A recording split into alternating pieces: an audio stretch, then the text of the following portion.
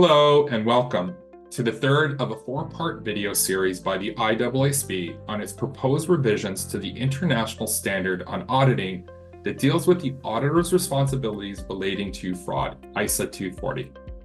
I'm Angelo Giardina. I'm a principal at the IAASB and I'm part of the fraud project team. In this video, I'll provide some details about the proposed changes to the fraud or suspected fraud requirements.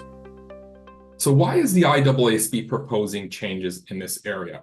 Well, the IAASB heard from its stakeholders that there is a lack of clarity in the current standard on how auditors should respond to instances of fraud or suspected fraud they identify in their audits. Now, the proposed changes endeavor to clarify the work effort.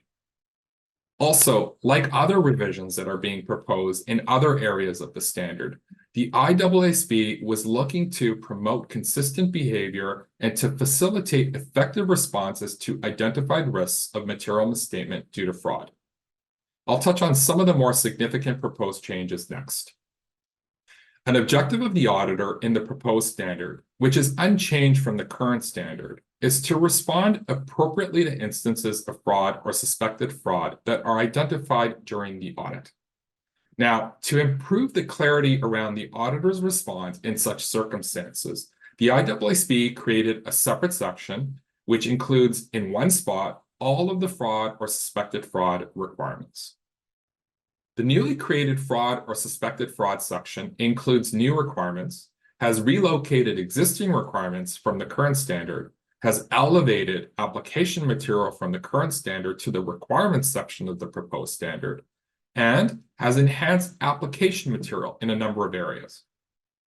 One of the more significant revisions is a new requirement for the auditor to obtain an understanding of the fraud or suspected fraud.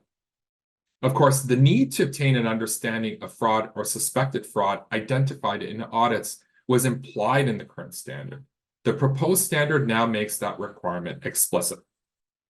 The IAASB also added new application material to clarify that the absence at the end of a process to investigate a fraud or suspected fraud or to remediate a fraud or suspected fraud may, depending on the circumstances, be regarded by the auditor as an indicator of a significant deficiency in the entity's internal control.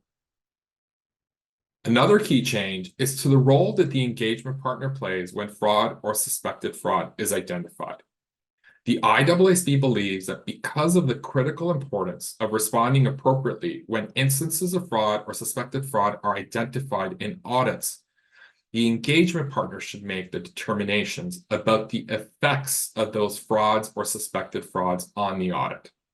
Accordingly, the engagement partner determines, among other things, whether there is a need for additional risk assessment procedures or further audit procedures based on an understanding obtained by their engagement team of the fraud or suspected fraud.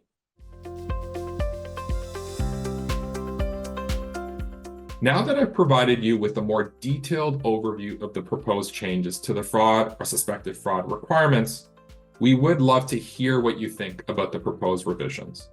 Please share your views with the IAASB before June 5th by using the IAASB's response template available on the IAASB's website. On our website, you can also find further information about the fraud project, including the other 3 videos in this 4-part video series, including an overview of the key changes proposed throughout the standard, the auditor's responsibilities, and transparency in the auditor's report. Thank you for watching.